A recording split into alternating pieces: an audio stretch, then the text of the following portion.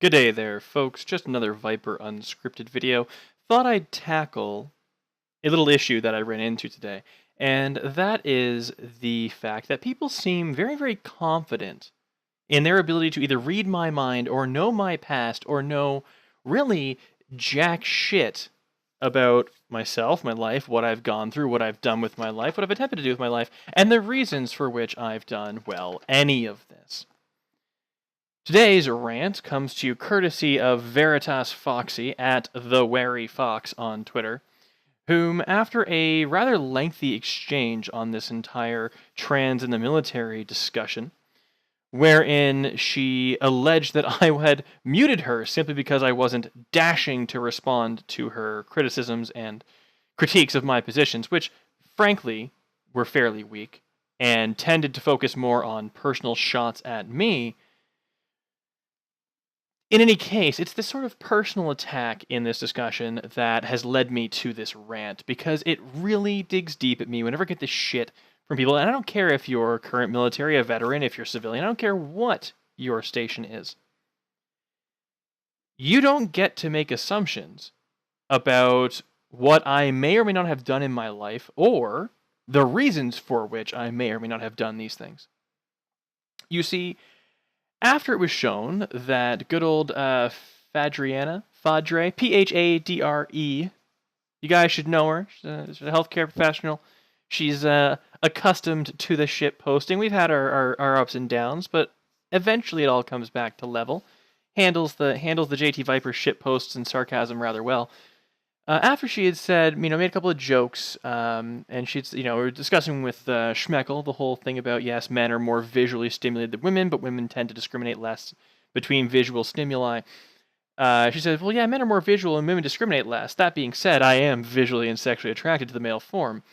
And I replied with a simple, how dare you be attracted visually to the male form? Hashtag female gaze.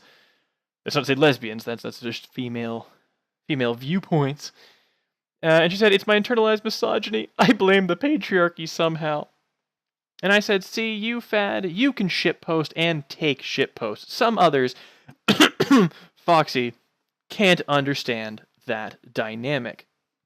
Because Foxy had gotten really annoyed and upset that I had said, well, if women are too afraid of seeing a dick to be in a shared co-ed shower situation with men, well, maybe they just shouldn't be there.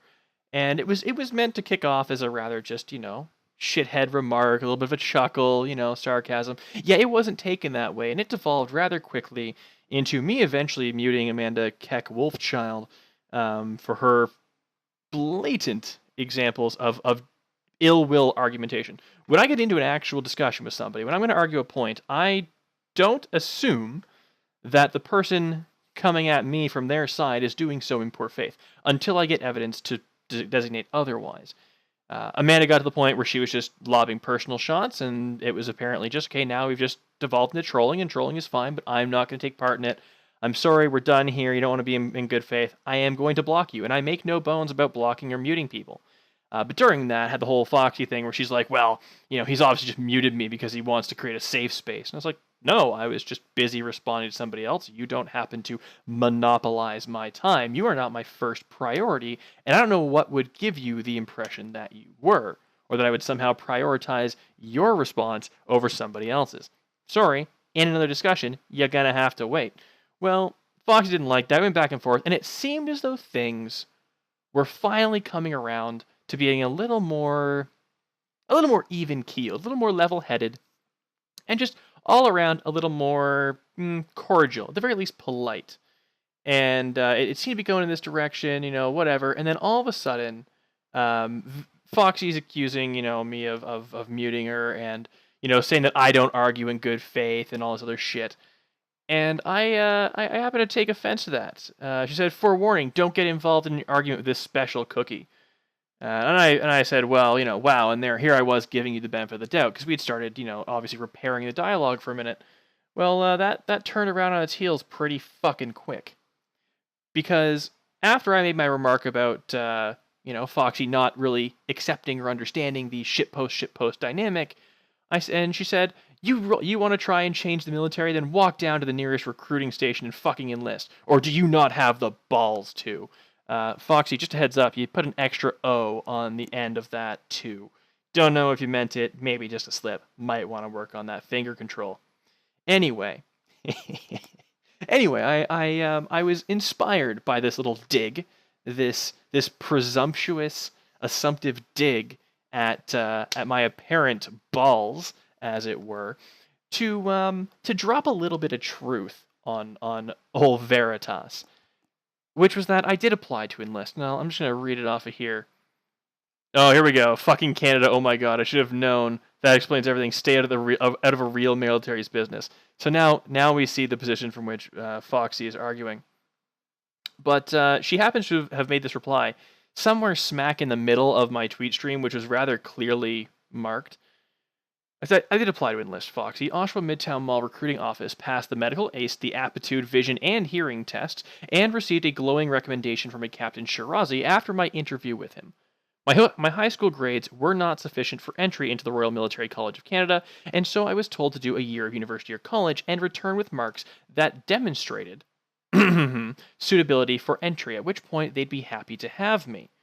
It was in my first year at my university that I suffered numerous financial setbacks, ultimately resulting in an inability to maintain residence in city and to complete coursework due to not being able to afford the required software, and eventually saw my mental health decline under the stress of being qualified, bracket, seeing a 20% increase in my average from high school into post-secondary from a clerical error aggravated 69.9% to an 88% average, to be at the institution, but prevented by outside forces from being able to maintain my position there. Bracket, I was on academic probation for not having at least a 70% average out of high school, and yes, they held that 0.1% against me over my head and treated me like a child because of it, until I showed them my full academic record, a roughly 2.5 inches thick binder of every major assessment since junior kindergarten, which demonstrated that in all subjects tested aside from mathematics, that I consistently ranked in the 99th percentile of Ontario students.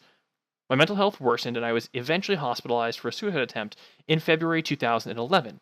Since then, I've been diagnosed and medicated for bipolar disorder and severe panic attacks. So yes, I did apply. It was my greatest dream to be an artillery or armored officer in the Canadian Forces. However, I am unfit on grounds of mental health defects to serve my country. In short, fuck your assumptions about my life, my motivations, and aspirations. Thank you very much. Apparently no one, as she says, counts the Canadian military as a real military. Roger A. But, hey, Foxy, how do you like them special forces? How do you like that Joint Task Force 2? How do you like the fact that the current world Guinness record for a confirmed sniper kill stands at 3,540 meters by a Canadian Special Forces sniper? Where are your Americans on that? The next few that line up are all British, so maybe you Americans are just shit with your long-range accuracy. I wouldn't make that accusation because I know there are plenty of qualified U.S. snipers out there. But you know what? If you want to get down to the nitty-gritty of it, there's shit that Canada does plenty better than what the U.S. forces have shown. We have a different mandate as a country, and as such, we have a different military. We've constructed our military somewhat differently. And actually, I don't quite enjoy certain standards in the Canadian military, because I know from family experience that they did have to lower the entry requirements for women into combat. And this was a big campaign that happened during around the 90s. I had a military in the aunt. I had an aunt in the military. And while she was in a clerical job, looking at all these women going through the offices, campaigning, saying, oh, we got to get everybody up in arms and get us all into combat roles, she laughed at them. She said, you're fucking crazy. You want to go out there and get yourself shot at? You know what? By all means, go ahead, get yourselves killed. I'm perfectly fine collecting my benefits here, doing my job in an office, and being perfectly satisfied with doing that. This isn't even to get into the USMC 2015 study that proved that gender-integrated squads are not as capable as the male-only squads in combat. This is all just on a basic little argument with somebody who obviously does not want to have a good faith discussion. I tried. I brought up data, I brought up facts, I explained where I was drawing my extrapolations from, what data, and how I thought it applied to other situations and scenarios. And all you could come back at me with was a bunch of complaints, a bunch of, oh, but the poor vulnerable women's, and then all the rest of that standard shit that goes along with it, insinuating I don't have the balls, all of the standard talking points that come out of feminists who get really pissed off whenever a men's rights activist wants to criticize that they're holding a double standard. Am I calling you some sort of double standard holding feminist? No, I think you hold double standards, though. When criticized for putting, obviously right up front your concern and your stated concern primarily for your female soldiers before being criticized on that and then saying, oh, well, yeah, I care about the male soldiers too. Sure, I do. Yeah, when you get criticized on that, it's all, oh, the person, the guy criticizing you doesn't have the balls. That's actually the second time that I've gotten that today. Because I'm not in the military, I don't have the balls to apply or the desire to serve. Well, just so you know, I did have the desire to serve. I still really do. All right? Unfortunately, I am not suitable for military service because of my mental health issues. I structured the majority of my life around applying to be in the military. And when that all fell through, I had to completely restructure my plans about my life. It is one of my greatest regrets that I did not do better in high school so that I would have been accepted into RMC. Because so much that has plagued my life has come from me not being admitted there. But that's me. And that's my story. And you didn't know my story before you started throwing around your allegations and insinuations. And while I don't fault you for not knowing my story, I do fault you for insinuating anything about it while not knowing about it. Because you know you didn't know my story. You know you didn't have any reason, any substantial reason, to make those claims or to make that insinuation. And you did it anyway. It is not a thing that I am comfortable with that I can't serve in the military. I hope you understand that. All right? That some people do have dreams in their life, things they really want to do. But you know what? It's just not the case for them. That's just not going to be how it is. And if the military is going to exclude me, despite perfectly fine scores on every other test they administered, all because of a 0.1% average difference out of school, then I see absolutely no reason why a military should not be able to look at somebody who is transgender, which comes with it a whole lot of risk for other mental health issues, a lot of medical costs that they will have to incur, and say, no, I'm sorry, we're just not going to take you. Is it fair? Well, it depends on who is it fair to. Is it fair to the taxpayer who winds up eventually footing that bill?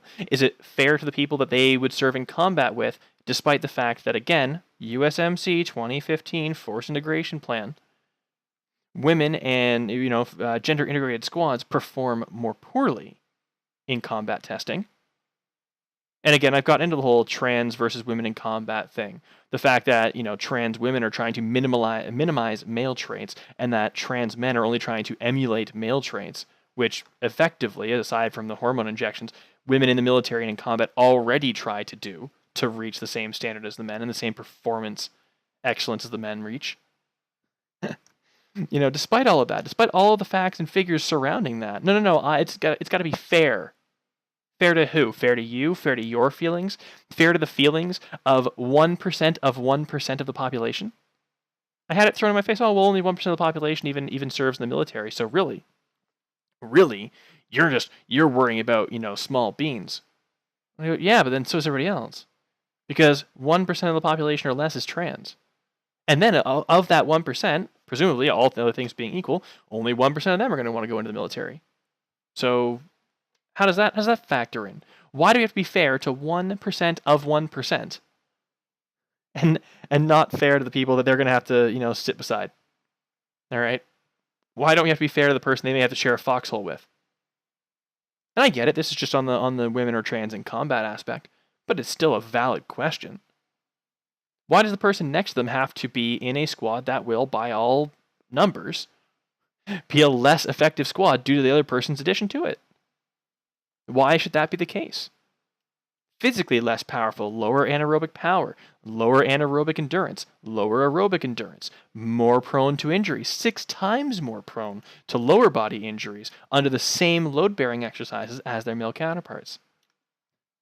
Less effective in individual weapon systems. They're less lethal, they're less physically imposing, they're less physically capable, and the only real upside to gender integrated squads is that when the woman fails to outrun the grenade, and fails to shoot and kill the person shooting at her first, that when she gets injured, she's simply easier to carry out of the combat zone. And I don't make that as some sort of ignorant joke. Again, USMC 2015, reference a study a few goddamn times, showed that the only portion where gender integrated squads outperformed the male squads was in casualty evacuation, where a male squad member was carrying and evacuating a female squad member. They're just easier to carry. Silver linings, don't you know? But in any case, that's the end of this 15-minute, almost 16-minute rant. I'm going to leave this all here as a Viper Unscripted. I'm not going to edit this. I'm going to just let this stand, let this roll. And for everyone who doesn't know what they're talking about in regards to the lives of their people, who doesn't have data to work with when they want to make insinuations about other people, maybe think twice. Because just because I'm not somebody who served in the military doesn't mean that A, I don't know anything about the scenario, and B, that I have never wanted to join the military or have never tried to join the military. That it wasn't a crippling portion of my life that I could not join the military. Thank you, everybody, and see y'all later.